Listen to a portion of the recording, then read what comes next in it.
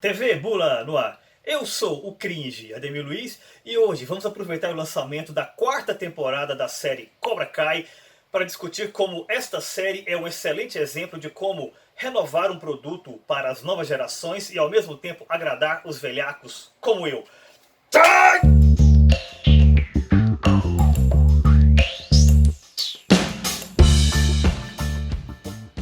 Existe medo nesse esporte? Sim, sensei! Não! A resposta é não! Vamos de novo. Existe dor nesse esporte? Sim, sensei. Não! Não! Mais uma vez! Última vez! Existe derrota nesse esporte? Às vezes, sensei. Bando de Nutelas. Alguns filmes da década de 1980 formaram um caráter. É o caso, por exemplo, de Sociedade dos Poetas Mortos, Mad Max 2, Highlander e, é claro, a trilogia Karate Kid. Um é pouco, dois é bom, três é demais. O 4 teve a Menina de Ouro e o 5 é aquela cópia pirata com o Jack Chan e o filho do Will Smith.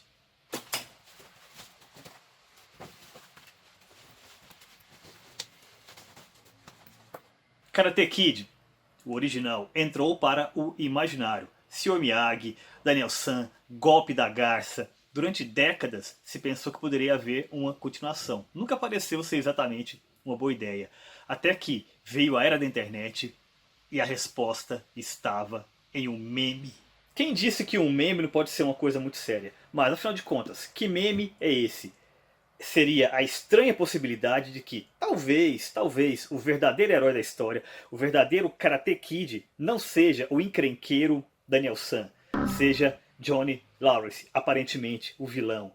Apenas um jovem interiorano, ele de uma cidade praieira, que estava tranquilo em sua zona de conforto quando um rapaz da cidade grande, Daniel LaRusso, chega em sua cidade e começa a dar em cima de sua namorada. Eles estavam juntos ainda no início.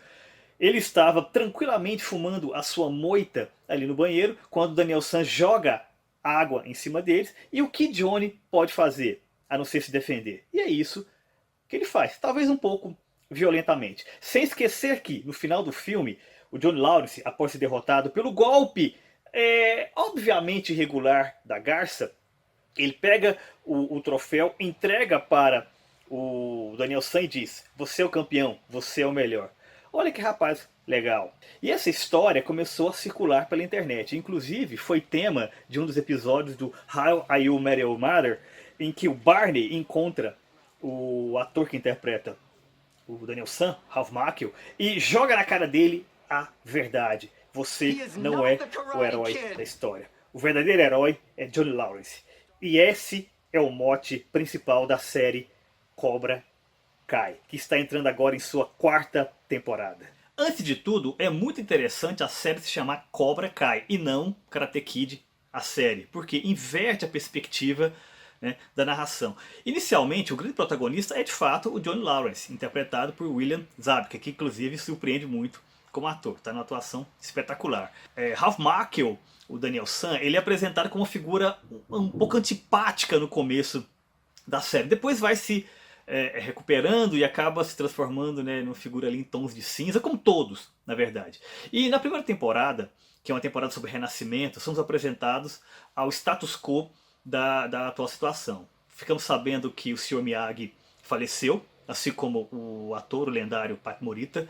E o Johnny Lawrence, após a traumática derrota no campeonato de karatê, ele se transformou em um loser, né? Aquele famoso loser americano, alcoólatra, desajustado, não se dá bem com o padrasto, está falido. E ele vê na reabertura do Cobra Kai a única chance que ele tem de se redimir, e faz isso.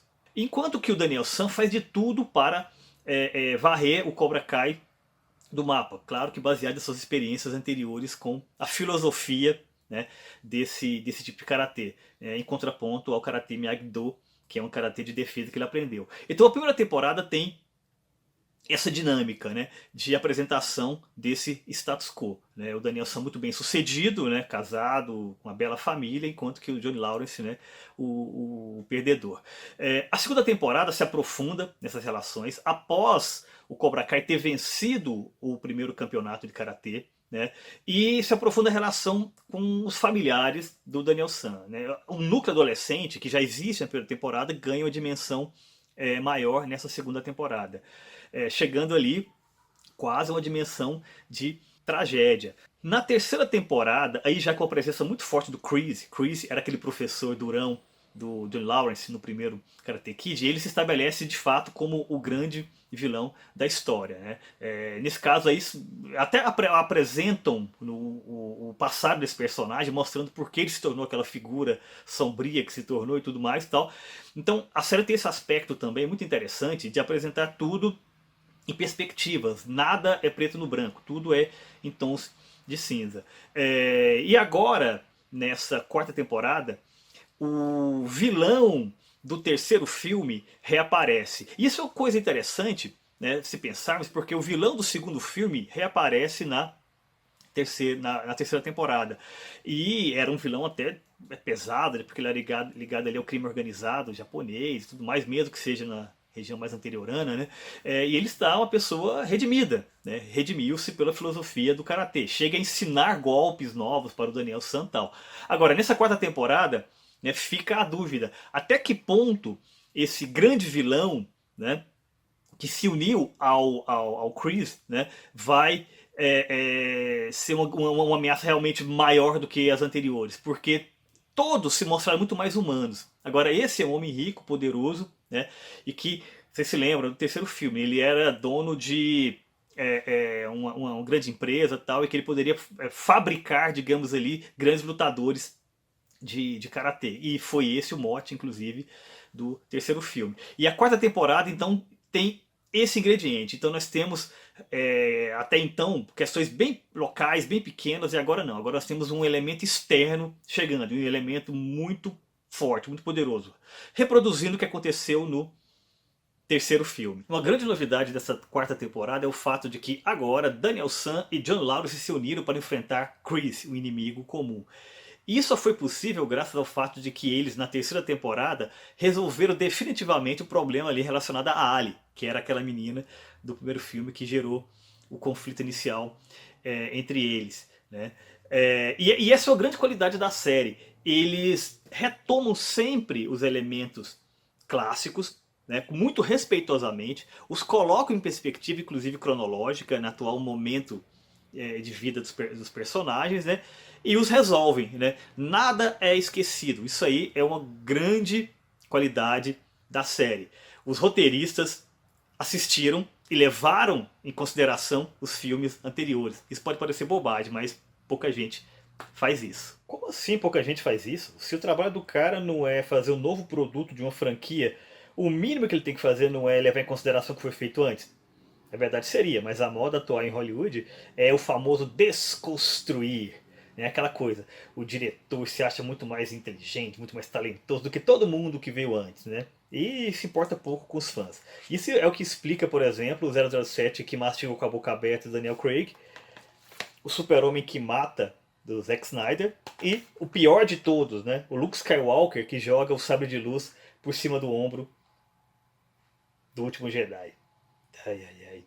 E é exatamente esse respeito, algo raro, diria até raríssimo na indústria do cinema, na televisão, tão movida pela vaidade, que faz com que Cobra Kai funcione como um produto tanto para o público jovem quanto para o público, né, nostálgico. Né? Ou seja, você tem ali para o público jovem, né, personagens com quais pode se identificar. O núcleo, né, adolescente dos filhos, da família do Daniel San e do John Lawrence. E ao mesmo tempo você tem uma mitologia que é respeitada, que parte do ponto em que se parou, né? Ou seja, você constrói a partir dali, você reconhece as atuações, você reconhece aqueles personagens, não é uma coisa muito aleatória como é, para dar um exemplo aqui, o que Harrison Ford fez no segundo Blade Runner, que ele interpreta uma coisa muito estranha lá, que diz que é o Rick Deckard.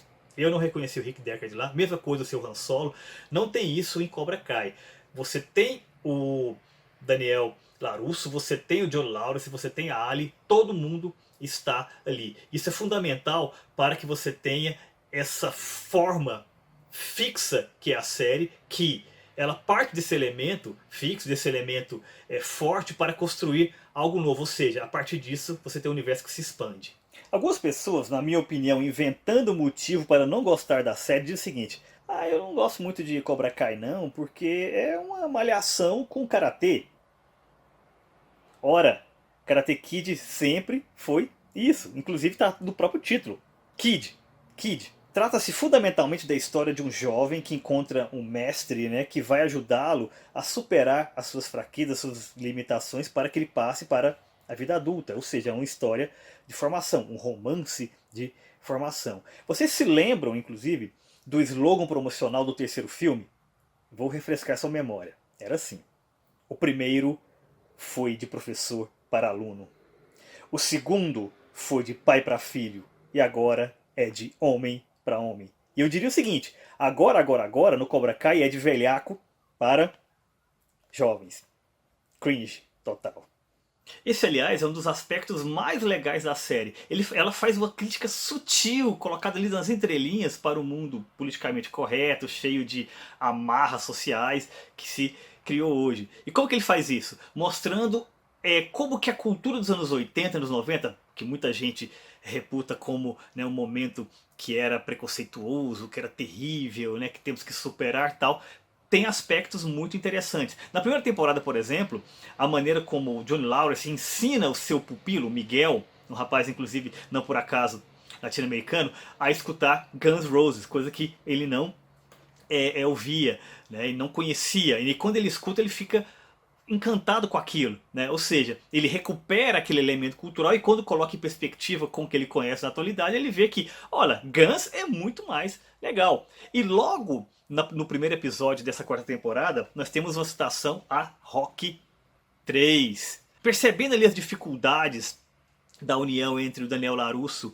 e o John Lawrence, esse mesmo Miguel diz: olha, vocês podem fazer como o Apollo e o Rocky, né, no Rock 3, vocês podem se unir, né, alguém tem que ceder, aquela coisa toda tal. Então surge, né, uma discussão muito legal a partir dessa referência cinematográfica. Olha, sinceramente, eu acho muito difícil daqui a uns 20, 30 anos alguém citar alguma coisa do Creed.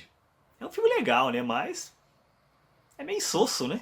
E se você discorda, para pensar uma coisa. Já reparou que essa é a primeira geração em que o jovem, considerado de bom gosto, inteligente, cult, ele é saudosista? Geralmente esse jovem que é mais de vanguarda, né, mais interessante, né, que tem mais conteúdo, ele é alguém que vai criar uma cultura para negar a dos pais. Essa não. Essa é uma geração em que esse jovem é aquele que está recuperando exatamente a cultura dos pais. E aqueles jovens mais bobinhos, mais superficiais tal, são exatamente aqueles que negam. Ou você nunca reparou as pessoas que usam camiseta de Beatles, de Ramones, de Led Zeppelin, ou mesmo de Cobra Kai? O grande mestre Nelson Rodrigues dizia: jovens, envelheçam. Eu diria: jovens, pode continuar sendo jovens, mas assistam os filmes dos anos 80 e séries baseadas neles. Podem ser ótimas formadoras de caráter. E se inscreva no canal, ative o sininho, comente o conteúdo e o espalhe por aí. Sim!